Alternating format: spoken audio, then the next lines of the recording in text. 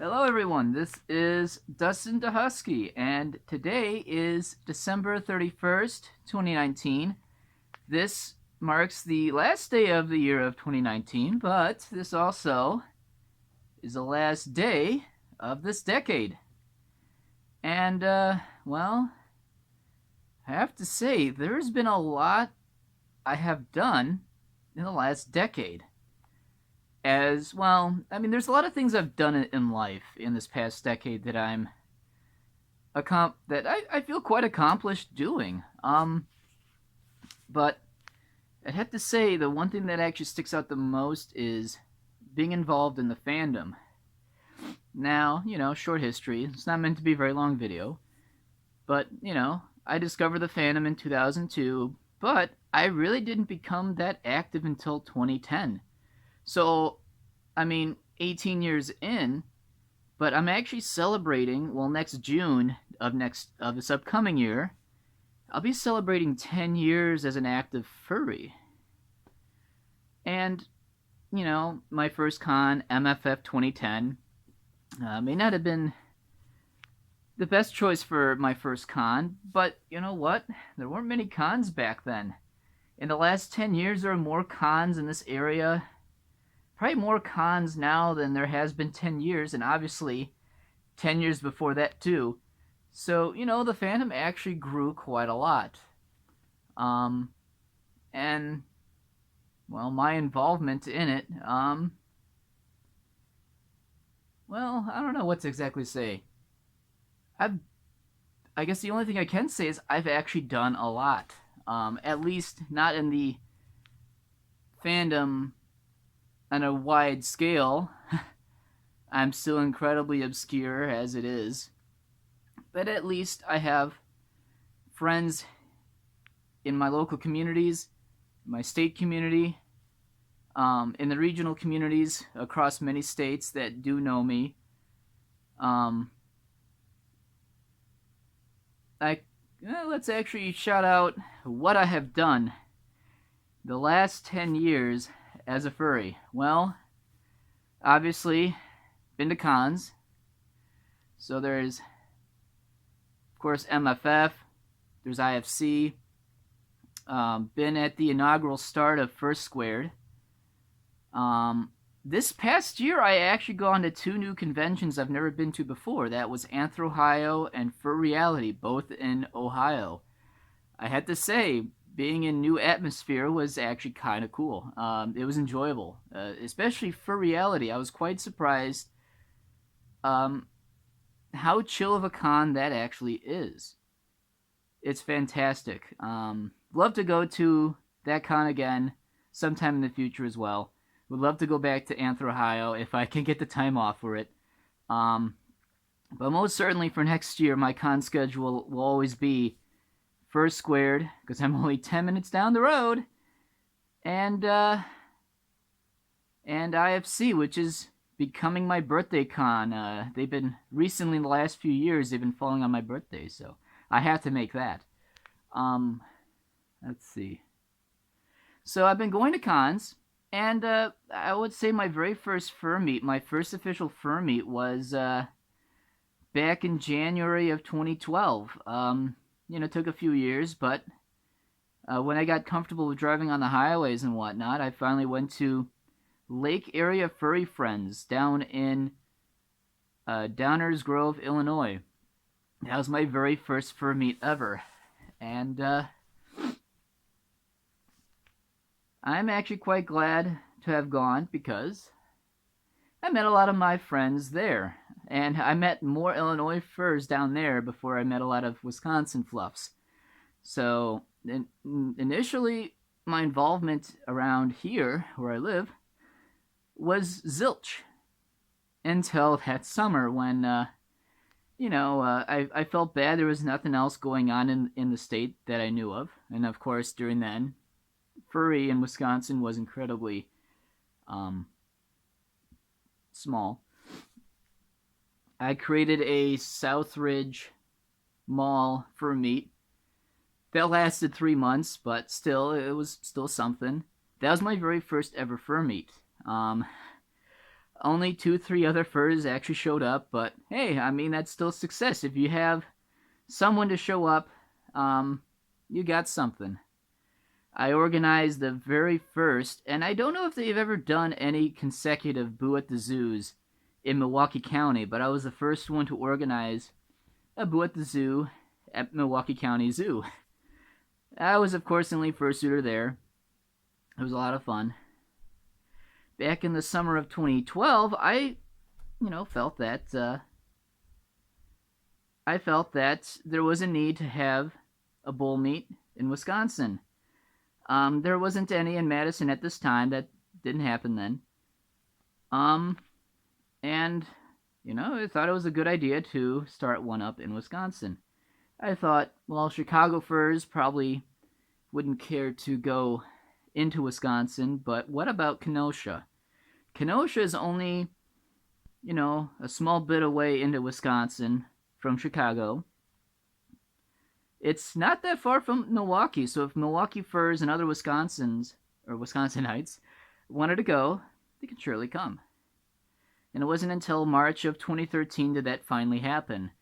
And that ran from March of 2013 till, I believe, September 2015. And I was quite proud to have been a huge, huge, huge, huge push for the startup of this meet.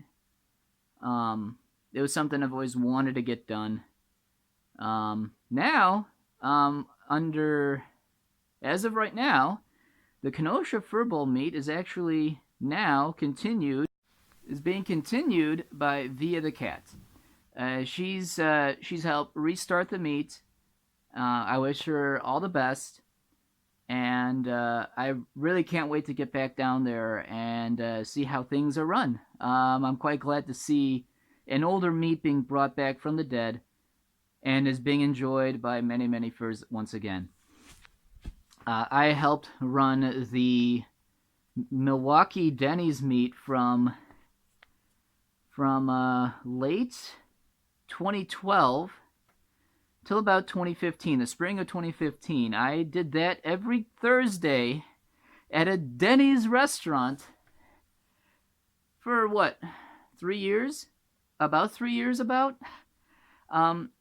Every Thursday. Of course, I was in college, didn't have anything else better to do. The community wasn't that big back then. So, why not? Why not spend 6-7 hours at a Denny's each evening on a Thursday and just hang out with each other? And I met a lot of good friends through that as well. And many friends of mine also became friends with those other friends. So it helped stir up friendship making, I guess you can say. Let's see. So there was Denny's meet. There were some other organizations in the area that I've gone to as well that also organized stuff. As far as I remember, or as far as I can tell, that's been defunct by around 2015. Not many locals would probably know it either.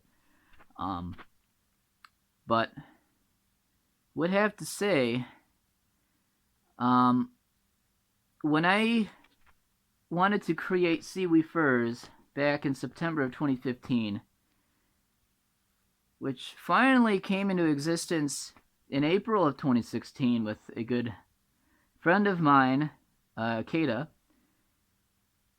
that's when a lot of the meets around here started to explode. I feel very accomplished to help create these meets. I also feel incredibly helpful and humbling to actually help bring other meets into the limelight. Meets that have been struggling trying to get momentum, and wanted to support them by, making them well known. And so far, they have become quite well attended, if I may say. So Seaweed really helps the explosion of growth in the local southeast Wisconsin communities. It really helps establish this community into a solid rock foundation. It's been stronger than ever before.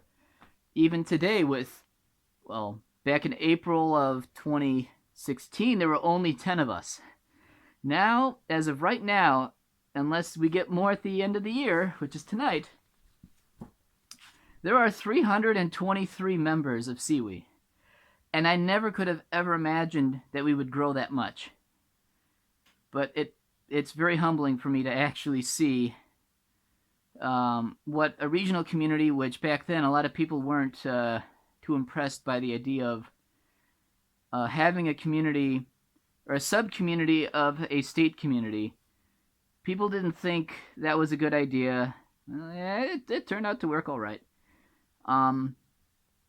And it spurred off many, many meets, game nights. We have sushi meets. We have anime nights. We have a meet that I've created about actually going on 6 years now. My bonfire meets, and there is no other well-attended meet than that. And it's actually brought us all together much, much more. Because who doesn't like a bonfire? S'mores, chicken wings, steak, all that good stuff. And it brings so many people together. And it's such a warm and inviting atmosphere. It's something I truly appreciate hosting every single time, and I thank all of my attendees for filling out my backyard. There's only a few people in the past, in 2015, that filled up my backyard, and that was a total of 3 or 4. And there's also laser tag meets that have begun the summer of 2017. Those are being run by me. It's not the most popular meet, but that's okay. It's never meant to be. It's just meant to have a little bit of fun. And we always get, a small number to come out every month. As far as local community stuff, I've done quite a bit. I'm actually probably forgetting a whole bunch as well. I helped give the founding fathers of the Madison meet some ideas on how to run their meet back when it was still in development. And it was meant to be a collaboration between Madison and Kenosha meet, which ran pretty well. So at least my local involvement this past decade has been mind-numbing. Looking back on it, in hindsight, I've done quite a lot. And so many people have come up to me and said, "Hey, Dustin, you should really take a break. You've done so much for us." And as much as I would like to take a break, but my heart's with the community. I've been building it up for so long. It's hard to fully let go and to watch it. Well, what I should say is, I feel totally up for it to keep continuing my help for this community. I don't see any reason why I should stop. It's not totally controlling my life yet, but I enjoy being a part of this community as a member, more so than a pillar of the community, because I get to enjoy the fruits of everyone's hard work in it. And that cannot be understated. Everyone's worked hard for this. And I'm quite happy that it is very stable. And stable for many years to come for certain. Yes. Let's see. So what about 2019? What about in the immediate last year? What news has happened? Well, my mate Kurdan finally moved up from Illinois, up by me, and things have been great. And next summer, or sometime next year, look forward to finding a place of our own. I think that'd be pretty fun. We've been together for 4 years, so I think it'd be great to finally have a place of our own, but for now we're living here. What else is new? Well, I got a new car. Well, a newer car than I had before, but Um, and I decided to give my old car away to any local that needed it. I found a friend of mine who was looking for a car, and I gave it to him, knowing that he could definitely use a car as well maintained as my old one. So, and I'm glad that it's treating him well. Let's see what else. Um, what else is news? Well, I've been to what 5 conventions this year: First Squared, Anthro Ohio, IFC, for reality, and I even made a surprise visit at MFF for Saturday. That's the most I've ever been on any year. I've never been to 5 conventions before. I wouldn't be able to afford going to 5 continuously, but I would love to make at least 3 or 4 good conventions a year, and would love to see if I can make MFF a regular weekend again. I think that'd be pretty fun. I realize how much I forgot I missed uh, MFF.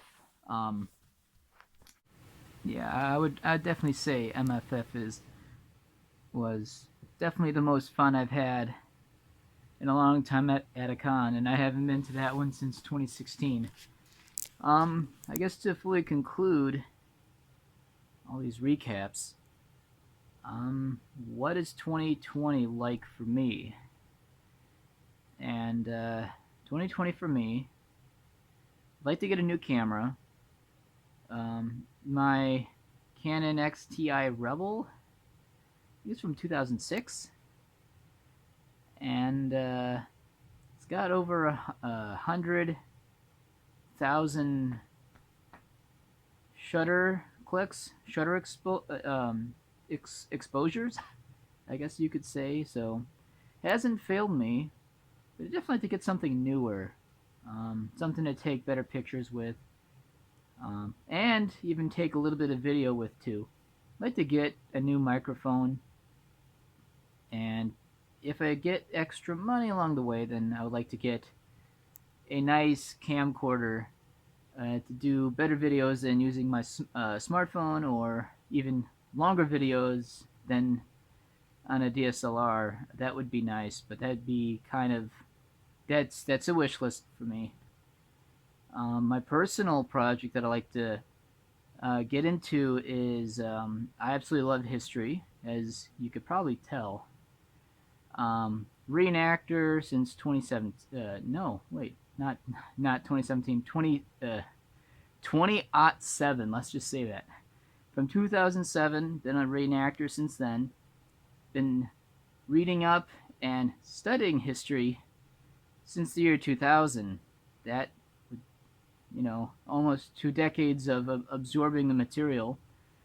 I have a new series I would like to introduce to my channel. It'll be called In Uniform.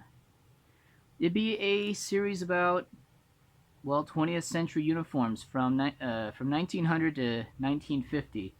I want to discuss a bit of the appearances of uniforms, maybe some of the insignia.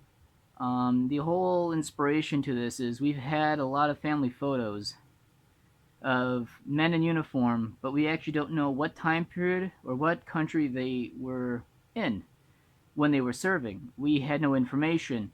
The people in these photos had either been lost to combat or never spoke about their military experience. So we got nothing else going on, and I was only able to decipher who they were, what uniform, from what country, from what time period, was when I was digging into more information about the appearance of these uniforms. And it was only until then was I able to actually identify what armies these people served in. So that's just a little side project I would like to share with the world, because I've got too much knowledge on this now that I would like to provide line drawings, simple narration, and some insignia, and to hope this can help others identify family photos of people in uniform. I think that'd be a pretty noble thing. It's a pretty big project, but I think I can get it going and get the ball rolling. So that's 2020 for me in a nutshell. I'm going to sign off right here. Get this video together, and hopefully it'll be up by tonight. And everyone have a safe and fun New Year's Eve 2020. We'll catch you on the flippity flip flippity flip. Catch you guys next episode.